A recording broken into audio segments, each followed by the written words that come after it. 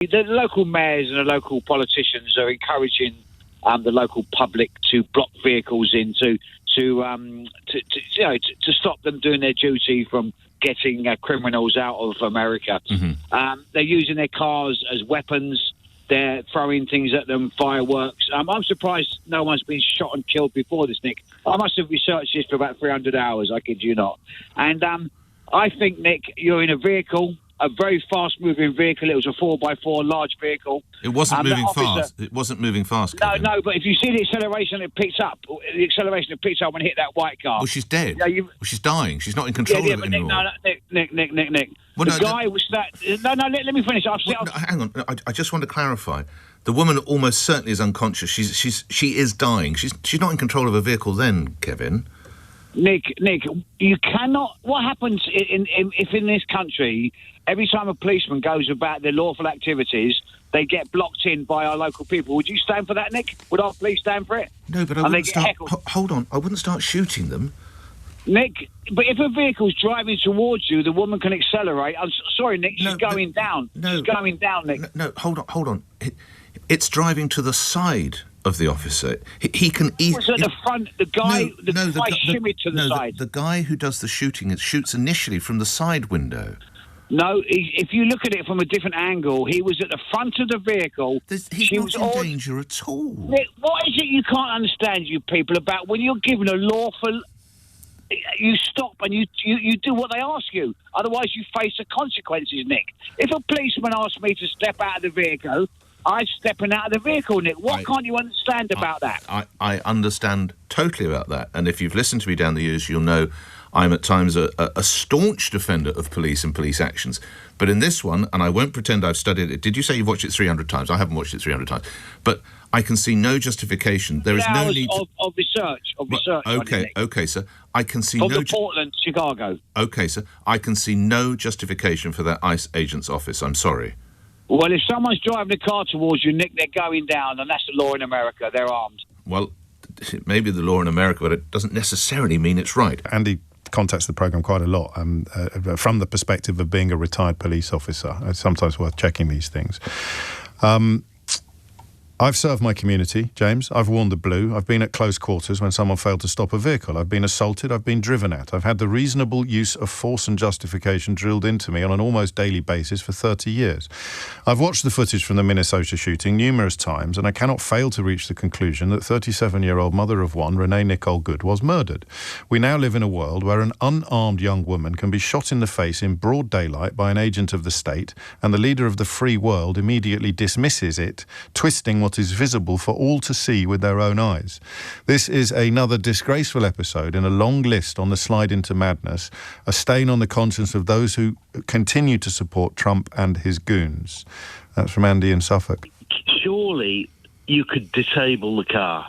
You could shoot the tyre. You could do something to stop the car. I don't know, but I suppose you could. Yes, I mean, having now made a point of watching it half a dozen times, I don't think that officer's life is in danger. I really don't. No, and you see, the problem we've got is, yes, illegal people coming into the country illegally who are drug dealers who are causing problems, you detain them and get them out and you arrest them. But that's always been done. All presidents have done that, and you do it professionally. These ICE agents, look, a lot of them are overrated, and they look like thugs and they act like thugs. This is not proper professional law enforcement. These are just gangs of thugs. I've seen video after video after video all over the United States, and they seem to be just booting out, kicking people, being reckless. Charles, stay on the line. Pavan in Coventry. Do you agree, Charles, that agent was in no danger? What would you say to Charles? Pavan, morning. Good morning, Nick. I agree to the part where I think there was an overreaction. Perhaps he could have acted differently. But ultimately, the problem here, Nick, is quite simple. If we turn around and in any way try to justify anybody taking rather arbitrary action against authorities, well, where does the rule of law go? At the end of the day, if you think the police or any enforcement agents have done something wrong, there's redress available in due course. What we certainly can't justify under any circumstance, in my opinion, is anybody taking any action, even if, as you claimed earlier, she may have felt spooked, and I think she may have been. But the reality of the situation is, if you're asked to turn around and stop, a normal citizen would turn around and do so. Anybody who doesn't, I'm afraid, then turns around and puts themselves in danger. And even though I think the ICE agent may have overreacted, I do think ultimately we have to lean on the side here, whether it's the police force here or elsewhere, because they do a job. They turn around and have families as well. Yeah. We've tragically seen many officers who have lost their lives. They don't deserve that, and I'm afraid I will always go down. But here, I've watched it many times. I just can't agree with this idea. Pavan, don't go. Charles, if she had put the car in neutral, she'd still be with us today, is what Pavan is saying, in a sense. Your reaction? Yeah, I mean, but your other guest mentioned the rule of law. This is the problem. There is no this is just lawlessness, what's happening. I mean, respectfully, isn't shooting someone for not stopping their car, isn't that rather lawlessness? No? Yeah. I mean, I'm just concerned. I wouldn't go to America right now. I'd be terrified. This really scares me. Thanks, Charles. Final word to you, Pavan.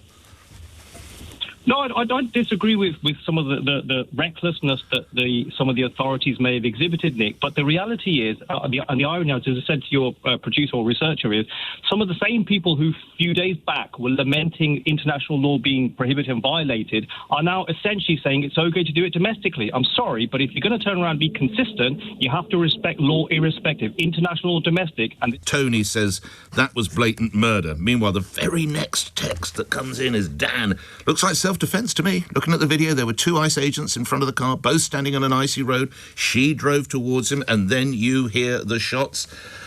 Julie Curtis, I've watched the video of this woman's murder multiple times. Let's call it what it is, murder. Meanwhile, Joe in Rayleigh, I've just seen the video. Go to the LBC app, by the way. Go to the app, you'll see it there. I've just seen the video. I agree with the mayor. The shots are fired by the ICE officer at the point when when the car is no longer having him, perhaps moving towards him or something. Lastly, before I come to you, Chris, James says if you've seen the video, you can see that she reverses, turns the wheels and tries to drive away through the gap. The ICE murderer steps to the side, ensuring he is out of danger before shooting into the vehicle. Yeah, I think it's really important that we look at what the law and what the Department of Justice own policy and guidelines are. So, on one hand, you could say that firearms may not be discharged at a moving vehicle unless the vehicle is operated in a manner that threatens to cause death or serious physical injury to the officer or others. Is that what it says? Have you got it in front of you?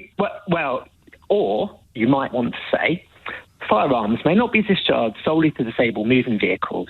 Specifically, firearms may not be discharged at a moving vehicle unless 1. A person in the vehicle is threatening the officer or another person with deadly force by means other than the vehicle, or 2, the vehicle is operated in a manner that threatens to cause death or serious physical injury to the officer or others, and crucially, no other objectively reasonable means of defence appears to exist, which includes moving out of the path of the vehicle. And that is the DOJ's own policy and guidelines, and there is case law to back that up. It's bad, it's bad. Busted. It is bad. Yeah. And the thing that's really frustrating, not just about this, but about lots of other things, are you could take what I said to begin with, okay? And, you might see a post on social media, scrolling past and go, oh, yep, that's fine, they're allowed to do that. Or you could take some time to actually understand the facts behind it. And it's really sad that people do that. They won't question or find out the full facts before coming to a conclusion. Initially, I watched the videos from different angles and stuff, and I had a pretty open mind. I think the one that was slightly zoomed away that you could see, and it does look like she bumps into him, and I thought, okay, maybe. But then clearly the guidelines and case law completely refute that. And the fact that the idea that he's needed to be hospitalised is nonsense. He was strolling away and seconds later telling his colleagues to call 911, but in a very relaxed way. I mean, we have here in the UK very recent experience of what it looks like when a person uses their car as a weapon. I'm thinking of Paul Doyel in Liverpool, since jailed for a very long time for what he did. that was an obvious example. I mean, and he wasn't shot, but because we're a different country. But that was an obvious example where the car was being, at speed, used as a weapon.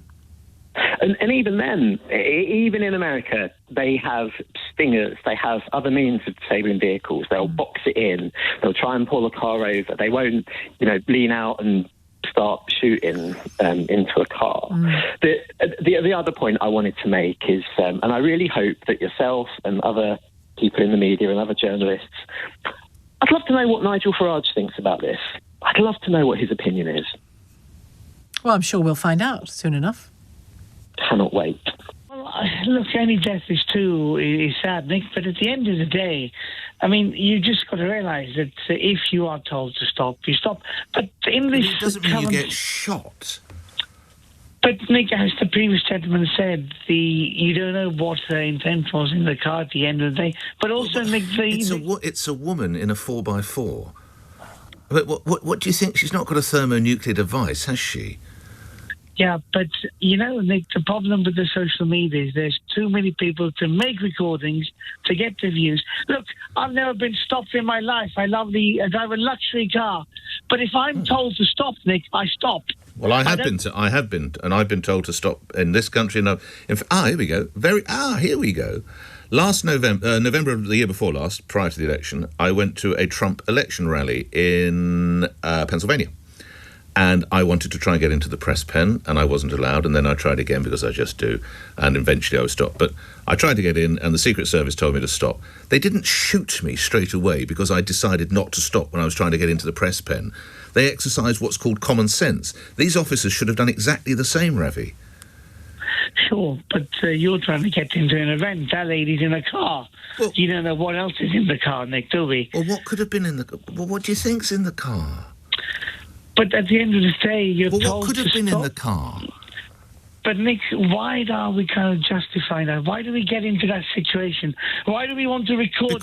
Because lastly, I fear that agent could be guilty of murder. And we can't just it's not up to us, but authorities in the United States can't let that pass. Right, okay. Yeah. But my point is this, that, we have laws. We do. We have laws. But laws have to be administered carefully and fairly and with good judgment. And I would argue, Ravi, that there was no good judgment. I am fuming. Just a bit of background, how I feel about this is that my nephew and his brother and sister-in-law's nanny was snatched off the streets in Boston. She's a Mexican national with a U.S. work visa. They didn't even know where she was. She was in Mexico. They had to fly her back. She couldn't make a phone call. So personally... So she had every right to be in America, and they sent her back to Mexico. They didn't even check. They just stuck her on a plane. They stuck her on a plane. Her parents live in Mexico. She called her mom and dad, said, I'm home because I've been deported. And then they called the U.S. Embassy. She got back to Boston to resume her duties. So the people listening, even to this, I mean, it would be hard to separate the cruelty from the racism, but the people who are not outraged or upset or disgusted by this, what do they get out of it? What do they enjoy? The cruelty crossed with the racism. Yeah, but actually polls have shown, though, James, that people, yes, there are racists, absolutely, but I think this could be a George Floyd moment because we have all seen that this young woman, who is an American citizen, who actually, surprisingly, she was white. Yes. So it doesn't, and she's literally minding her own business, and she was shot dead. And that is, to me, you can't spin that. As you said, you talked about racism. It's dehumanizing the whole communities. And this is exactly, I taught history for many years. This is exactly what Hitler did. He dehumanized the Jews. People thought of them as less than themselves. And I think America, this is the big wake-up call because America is scared. There are a lot of Americans that don't like the fact that we have immigration and that we have a country that was built on immigrants. In fact, all of them are immigrants except for the Native Americans. And it just makes me, as an American, I'm ashamed. I'm not going back. I'm not going back until he's gone. I can't. My daughter-in-law is Southeast Asian. My other daughter-in-law is Eastern European. They won't set foot in America because they're afraid of being questioned. And I've seen it a number of times This is murder. Right. It's pure and simple. The woman is trying to get away, and the guy shoots her, and that is at the end of the day murder, pure and simple, in cold blood. There's no discussion needed. That's the end of it. Well, you say that's the end of it. Of course, some people do make the point that if a police officer, particularly one carrying a gun, tells you to stop and get out of the car, it's probably wise to do that. It wasn't a police officer, was it? It was an ICE guy. Okay, a law enforcement officer then, if you want to split hairs. A man with a gun, anyway. It's probably a good idea to get out of the car. Yeah, but there's debate on whether he actually did say that, but she looked like she was turning away and driving away, and he shot her as she was driving away. Yes, he does. That's the way I see it, yes. That's all day long murder. And whether or not she should have complied with what he was instructing her doesn't matter in this case. She's driving away, he shoots her in the head. I hope he serves the rest of his life in jail.